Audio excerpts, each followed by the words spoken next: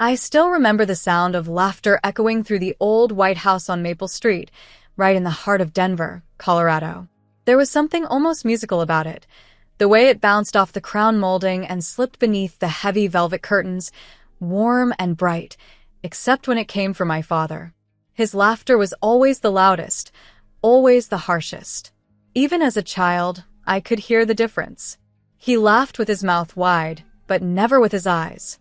The old house had seen too many family parties to count, but each one seemed the same, full of people I shared blood with, and yet, in so many ways, strangers.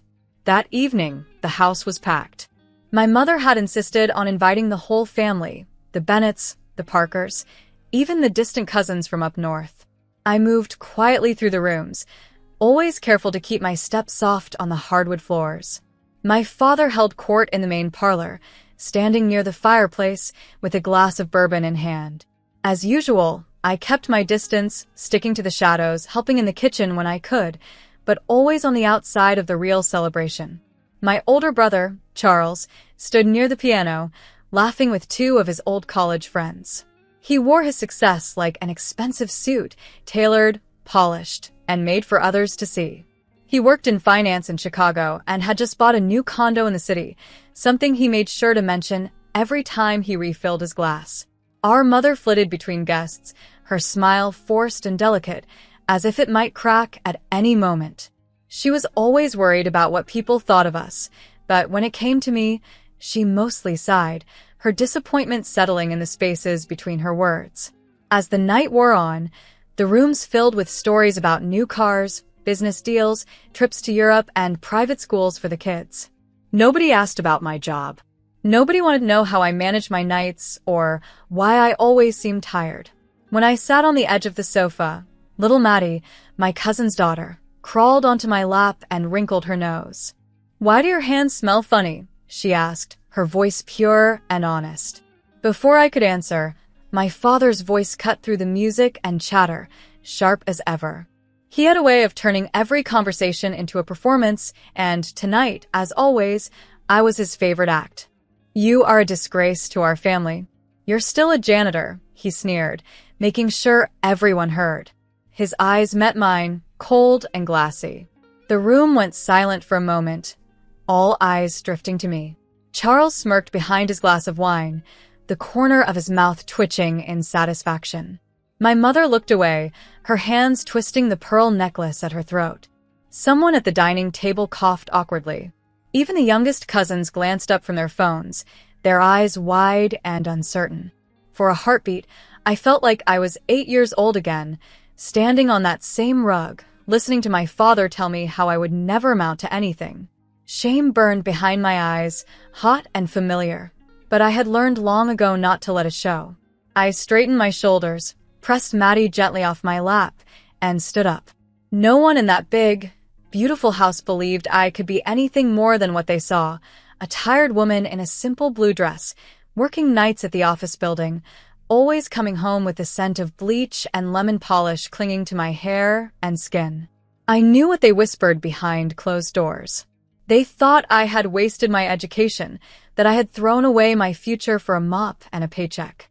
Some nights, I wondered if they were right, but not tonight. They didn't know about the bank account I kept hidden from the world, or about the long nights I spent reading contracts and signing documents in the soft glow of my apartment lamp. They had no idea that the company whose floors I swept, Evergreen Solutions, was mine. I started it with nothing but a tiny loan and a stubborn belief that I could make something out of myself, no matter what anyone else thought. The name had never come up in family conversation. It was just another cleaning company to them, invisible and unimportant. They never bothered to ask how it became the most requested commercial cleaning service in 3 states. All they saw was a janitor. All I saw was a woman playing her part and waiting for the perfect moment. The rest of the evening passed in a blur. I moved through the party, offering to help in the kitchen, clearing plates, pouring wine for my aunts, and smiling as if the words hadn't cut me. Inside, though, I felt a cold calm settling over me, a quiet resolve that had carried me through so many nights alone. My family didn't know me. They didn't know the hours I'd spent building something from nothing, or the risks I took when I mortgaged my car for startup money, or how I worked side by side with my employees, so no one could say I didn't earn my place. As I stepped outside onto the porch for a breath of fresh air, I could see the city lights twinkling in the distance. Denver looked peaceful from here, almost magical. I thought about the meetings I had scheduled for the next week, the expansion plans, the new contracts in San Francisco and Boston, the invitation to speak at a businesswomen's conference in New York. My entire life was changing, but my family still saw me as the janitor. I had learned to keep my victories to myself, to let them think what they wanted. The best secrets, after all, are the ones hidden in plain sight. Sometimes, I wondered what it would feel like to walk into that living room and announce the truth, to tell them their so-called disgrace was a millionaire, the owner of a company valued at more than $12 million. I imagined the shock, the disbelief, maybe even the pride that would finally flicker in my father's eyes. But not yet. Not tonight. As the night ended and the guests drifted away, I said my goodbyes and slipped out into the cool Colorado air. My father barely nodded in my direction. My mother gave me a tired smile, the same one she always wore when she didn't know what else to say. Charles didn't bother looking up from his phone. I walked to my car alone, but I didn't feel lonely. The house on Maple Street might never feel like home, but I had built something even they couldn't take away. My time was coming. And when it did, I would be ready, not just for revenge, but for the life I had fought so hard to create.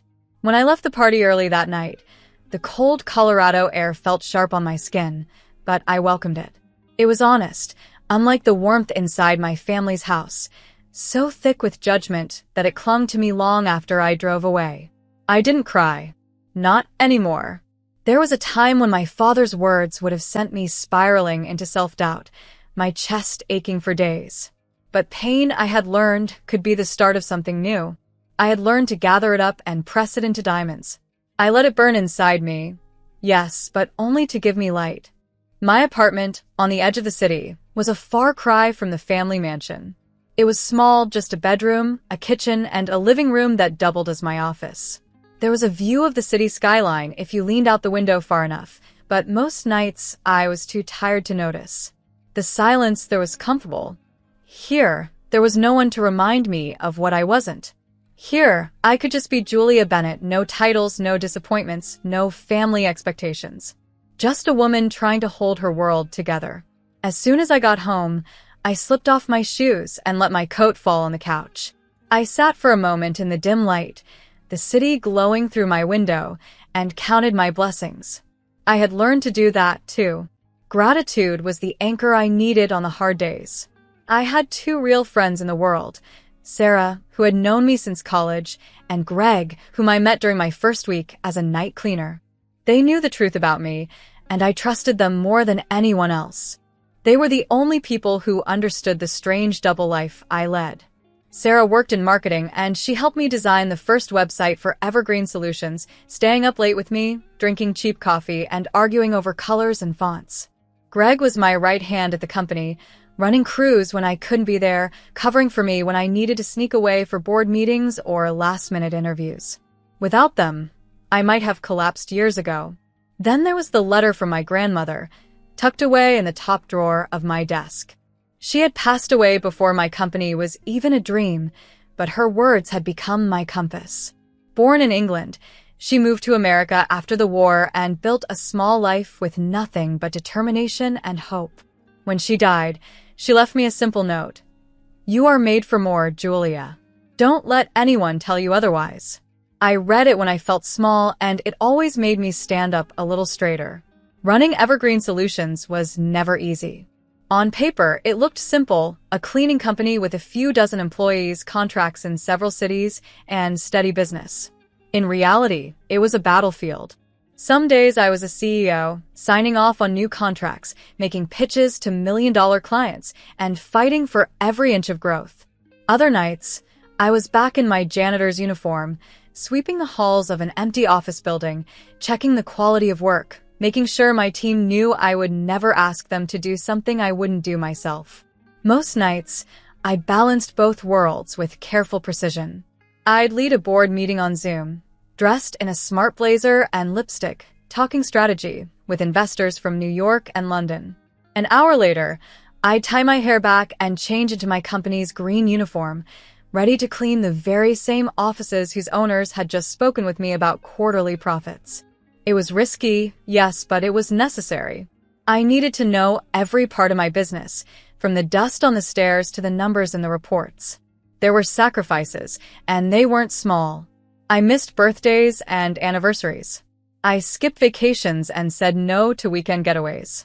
While my friends went out to bars, I learned how to write contracts and manage payroll. Sometimes, I envied their freedom, their simple lives untouched by ambition. I knew they envied my drive, but they didn't see the price I paid for it. Late nights alone, the pressure of keeping everything secret, the fear of failure always breathing down my neck. By 30, I had made my first $1 million. I still remember sitting in my kitchen, looking at the numbers on my laptop, unable to believe it was real. I celebrated by making myself a cup of tea and reading my grandmother's letter, feeling her pride as if she were right there beside me. By 33, I was on the cover of a small business magazine in New York, my photo airbrushed and professional, my name listed as J. Bennett, just in case any of my family ever picked up a copy. They never did. The secrecy was the hardest part. Every time I went to a family party, I had to remind myself to stay quiet, to let them believe their version of my life. I kept my answers short, deflecting questions about work or money, pretending I was tired from another night shift, never hinting at the truth. Sometimes, I dreamed about standing up in front of them and telling them everything, how I had built something from nothing, how I had made a life they never imagined for me. But revenge, I knew, is best served cold. The right time would come, and when it did, I wanted it to be undeniable. I took comfort in the small victories. When I signed my first big contract in Boston, I bought myself a new sofa. When my team won an award for outstanding service, I treated everyone to dinner, paying the bill with a company card that only I knew was mine. These moments, though small, built up inside me, layer by layer, until I felt strong enough to face anything. One night, after a particularly long day, I sat with Sarah and Greg in my apartment, eating cheap pizza and laughing about an office prank gone wrong. For a while, I forgot about the lies and the secrets and the heavy weight of my family's disappointment. I was just Julia again, surrounded by people who loved me for who I was, not for what I could give them or how I could make them proud. It reminded me that happiness wasn't found in a house on Maple Street or my father's approval. It was found in hard work, loyal friends, and the quiet knowledge that I was enough. As I drifted off to sleep that night, the city humming quietly outside my window, I thought about everything I had sacrificed to get here. The loneliness, the exhaustion, the constant pretending, they were real, and sometimes they hurt. But they had also given me a kind of freedom. My story wasn't over. In fact, it was just beginning. And one day, when the time was right, the world, my family included, would finally know the truth. The morning after that awful party, my body felt heavier than usual, the weight of my father's words clinging to me like dew on the grass. I woke up before sunrise, the city still half asleep outside my window. I rolled over, expecting to be greeted by the silence that always followed a family gathering.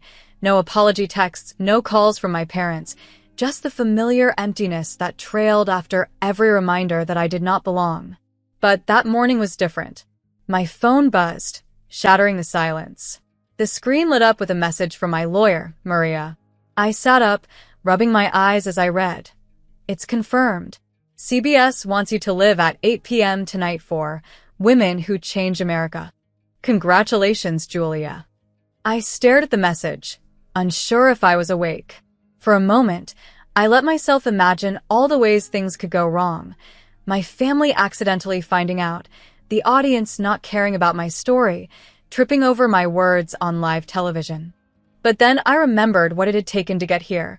All those years of cleaning offices and attending meetings in the same 24 hours.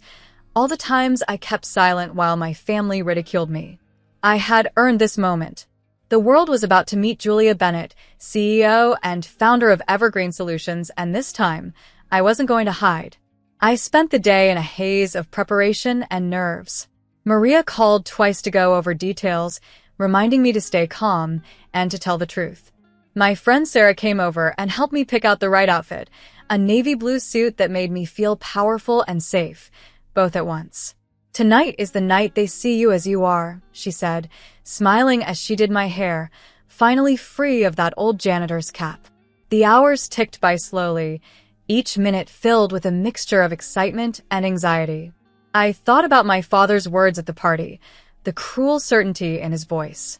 Even now, it was hard not to hear it echoing in my mind.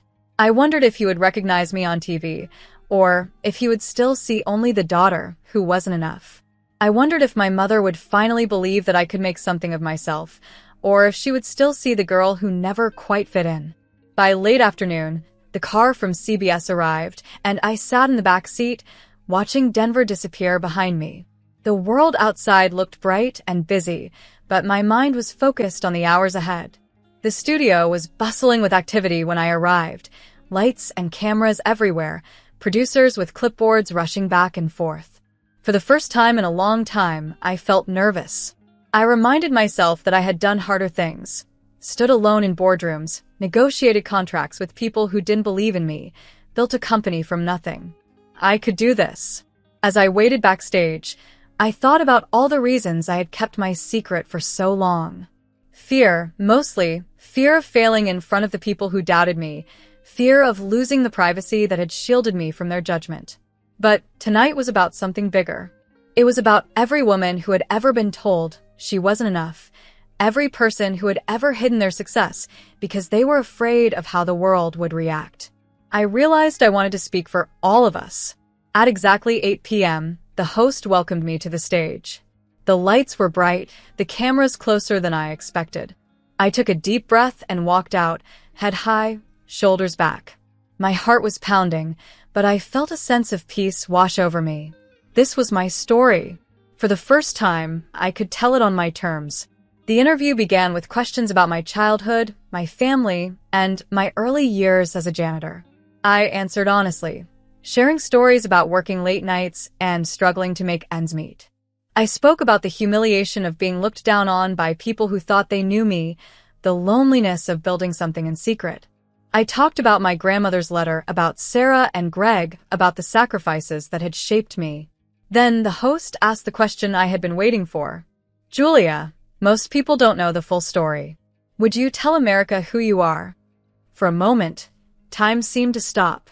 The studio was silent, the whole country listening. I smiled, feeling years of shame and fear melt away. "My name is Julia Bennett," I said, my voice clear and steady. "I am the CEO and founder of Evergreen Solutions. I started as a janitor, working in offices all over Denver. I know what it's like to be invisible, to be underestimated. But I also know what it's like to build something from nothing.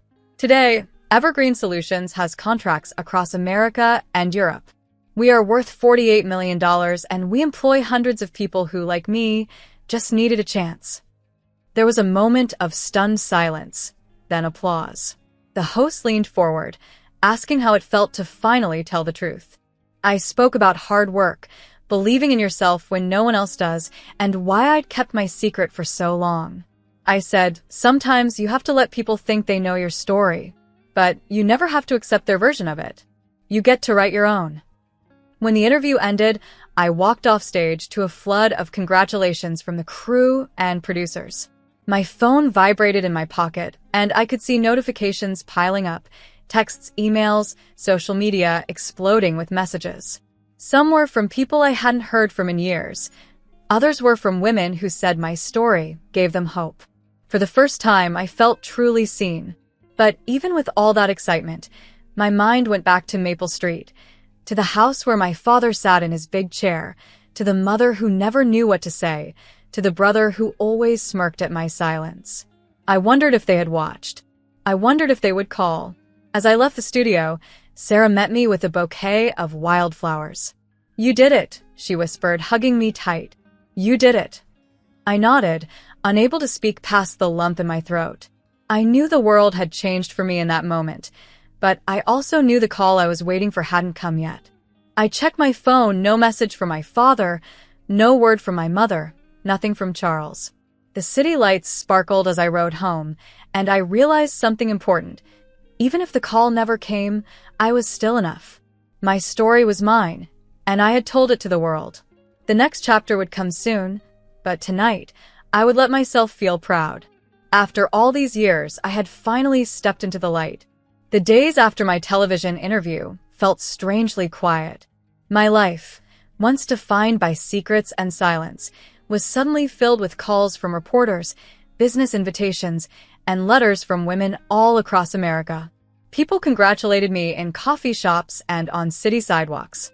Employees at Evergreen Solutions started calling me boss with a new kind of respect.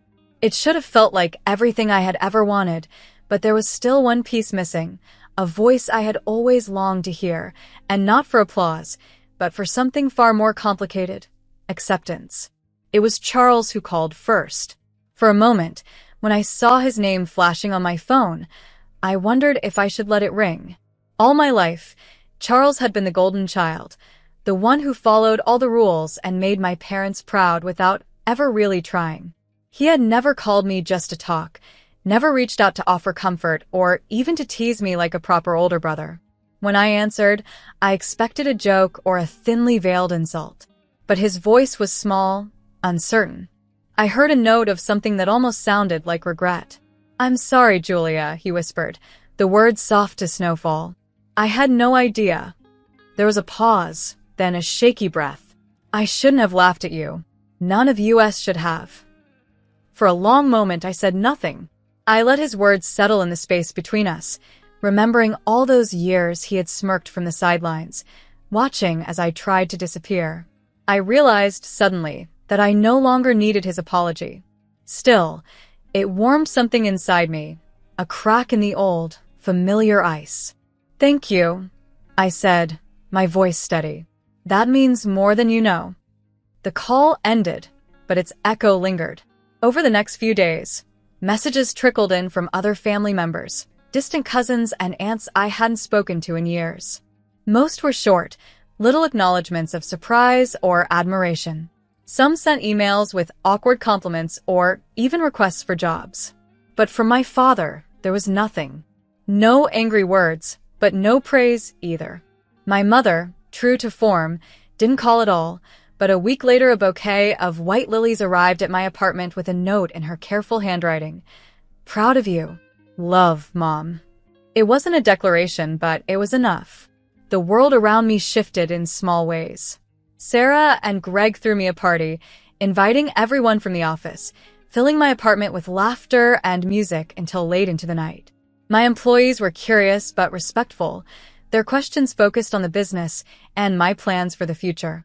For the first time, I felt truly seen, not as a janitor or a shadow, but as a leader and a woman who had carved her path. The months that followed were busy and bright. Evergreen Solutions grew faster than ever. Our Boston office opened in the spring, and I traveled to Europe for the first time, signing contracts in London and Paris. At every step, I made it a point to hire women who had been told no too many times, women who reminded me of myself. I started a charity to help young women learn skills, build confidence, and believe in their power. The first scholarship recipient sent me a letter that made me cry. "Because of you, I know I can do anything." Still, as Christmas approached, I felt a familiar tension building in my chest. My mother called, her first call in months, and invited me home for the family party. I hesitated. A year ago, I would have made an excuse, or arrived late, or slipped in the back door to avoid being noticed. But this time was different. My secret was out, and I had nothing left to hide. I bought a simple but elegant dress, deep green with gold buttons, and carried a small gift for Maddie, a leather-bound journal with her initials stamped on the front. I wanted her to have a place to write her dreams, the way I used to do on scraps of paper as a child. When I pulled up in front of the house on Maple Street, it looked smaller somehow, less intimidating. I stood on the porch for a moment, breathing in the crisp air, then walked in through the front door. The house was filled with the smell of cinnamon and pine. Laughter drifted from the kitchen, and music played softly in the background. This time, people looked up as I entered, not with pity or judgment, but with curiosity and, perhaps, a touch of awe. My father sat in his usual chair by the fireplace, but his posture had changed. He looked older, more fragile. For once, he didn't try to take over the room. Charles greeted me first, pulling me into an awkward but sincere hug. "You look good, Jules," he said, and I almost laughed at the nickname I hadn't heard in years. My mother fussed over my dress, smoothing imaginary wrinkles and asking questions about Boston and Paris and the charity I had started. The conversation felt strange at first, almost rehearsed, but gradually the old patterns faded. Instead of asking when I'd get a real job, my aunts asked about the women I was helping, the cities I'd visited, and the business I'd built from the ground up. I watched as Maddie opened her gift, her eyes wide with excitement.